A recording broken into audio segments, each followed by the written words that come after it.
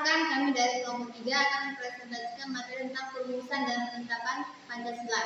Perkenalkan, nama saya Devi Puspita selaku moderator dan rekan saya bernama Pipit Arianti. Saya Zahra Putri. Baiklah, kami akan memulai presentasi kita pada pagi hari ini. Materi yang pertama yaitu perumusan dan penetapan Pancasila sebagai dasar negara. Tujuan pembelajarannya yaitu yang pertama, mensyukuri perumusan dan penetapan Pancasila sebagai dasar negara. Yang kedua, menghargai perumusan dan penetapan Pancasila sebagai dasar negara. Yang ketiga, menganalisis perumusan dan penetapan Pancasila sebagai dasar negara. Yang keempat, melihat komitmen kebangsaan para pendiri negara dalam perumusan dan penetapan Pancasila. Yang kelima, yaitu melaksanakan tanggung jawab atas keputusan bersama dengan semangat konsensus tokoh nasional dalam perumusan Pancasila. Badan yang berperan dalam perumusan dan penetapan Pancasila sebagai dasar negara yang pertama yaitu BPUPKI, merumuskan Pancasila sebagai dasar negara Indonesia. Yang kedua yaitu PPKI, Panitia Persiapan Kemerdekaan Indonesia, menetapkan Pancasila sebagai dasar negara. Perumusan dasar negara. Dasar negara merupakan fondasi berdirinya sebuah negara.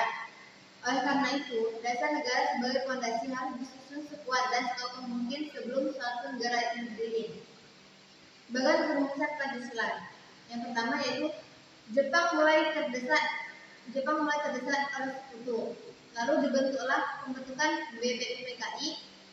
Lalu dilaksanakan sidang 1 pada tanggal 29 Mei 1945. Lalu dibentuklah pembentukan sidang 1 31 Mei 1945. Dan dilaksanakan lagi sidang yang pertama pada tanggal 1 Juni 1945.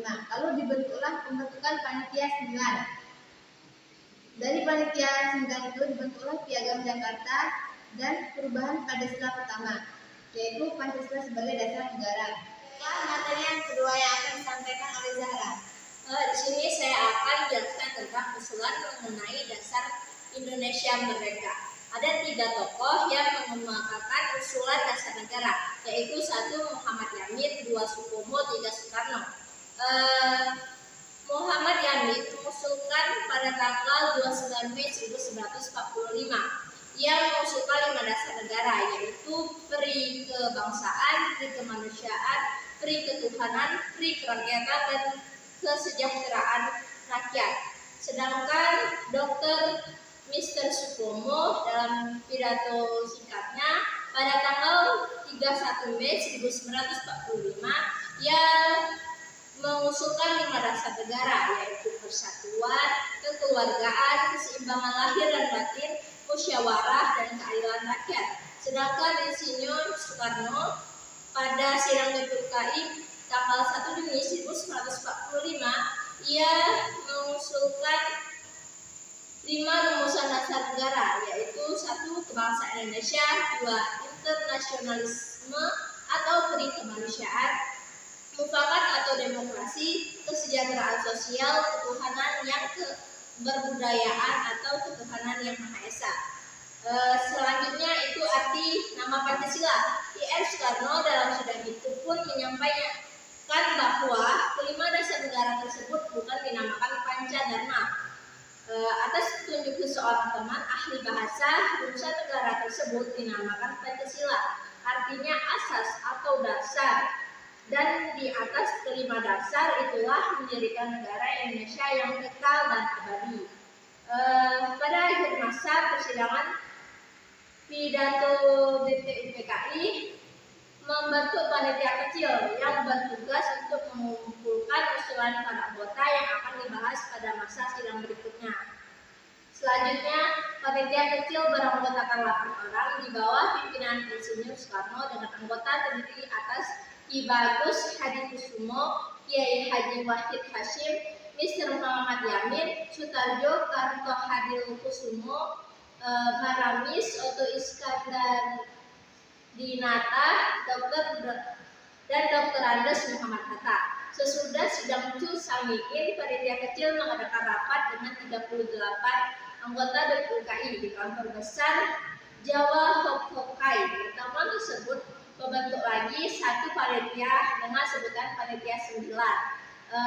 Anggota panitia 9 diantaranya yaitu Insinyur Soekarno, Mr. Muhammad Yamin, Dr. Andus Muhammad Hatta, Mr. Maramis, Abi Kusumo Cokrojoso, Abdul Kahar Muzatir, Haji Agus Salim, Ki Hajar Wahid Hasim, dan Mr. Ahmad Subarjo. Panitia 9 itu merancang pembukaan Undang-Undang Dasar. Materi selanjutnya akan dijelaskan oleh Pipit Arianti. Terima kasih. Pembahasan perancangan pembukaan Undang-Undang Dasar oleh Panitia 9.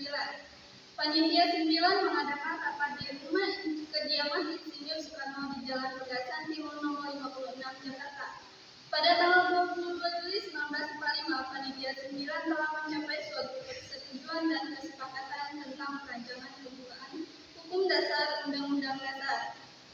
Oleh Insinyur Soekarno, perancangan pembukaan Hukum Dasar ini diberi nama Mukadimah, oleh Muhammad Yamin dinamakan Piagam Jakarta. Selanjutnya, naskah Mukadimah tersebut dibawa ke sidang kedua BPU PKI 10 sampai 17 Juli 1945. Pada tanggal 14 Juli 1945, Mukadimah disepakati oleh BPU PKI. Rumusan Pancasila termuat dalam naskah Piagam Jakarta. Dalam alinea keempat naskah Piagam Jakarta terdapat rumusan dasar negara sebagai berikut. 1. Ketuhanan dengan kewajiban menjalankan syariat Islam bagi pemeluk-pemeluknya.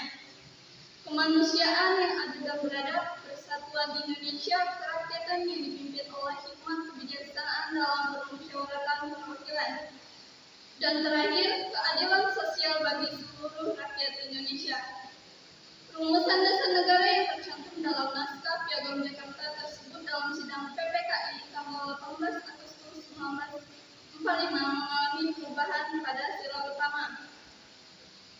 Latar belakang perubahan sila pertama, menurut Muhammad Hatta, bermula dari datangnya utusan Ofisir Kaibun Angkatan Laut Jepang. Mereka memberitahukan bahwa wakil Protestan dan Katolik dari wilayah yang dikuasai oleh Angkatan Laut, Jepang merasa keberatan dengan bagian kalimat rumusan dasar negara dalam naskah Piagam Jakarta. Terdapat keberatan tersebut sebelum sidang PPKI dimulai. Muhammad Hatta mengajak Ki Bagus Hadi Kusumo, Ki Hajar Wahid Hasim, Mr. Kasam Singo Dimejo dan Mr. Teguh Muhammad Hasan mengadakan suatu rapat pendahuluan supaya tidak terjadi terpecah sebagai bangsa. Tokoh pendirian bangsa yang bermusyawarah telah bermufakat untuk menghilangkan bagian kalimat tersebut dan menggantikannya dengan rumusan ketuhanan yang Maha Esa. Rumusan dasar negara yang tercantum pada pembukaan Undang-Undang Dasar 1945 yang ditetapkan oleh PPKI tanggal 18 Agustus 1945 adalah sebagai berikut. 1. Ketuhanan yang Maha Esa. 2. Kemanusiaan yang adil dan beradab. 3. Persatuan Indonesia. 4. Kerakyatan yang dipimpin oleh hikmat kebijaksanaan dalam permusyawaratan perwakilan. 5. Keadilan sosial bagi seluruh rakyat Indonesia. Baiklah, cukup sekian presentasi dari kelompok kami. Kurang lebih kami mohon maaf kepada Allah kami mohon maafnya. Kami akhiri. Assalamualaikum warahmatullahi wabarakatuh.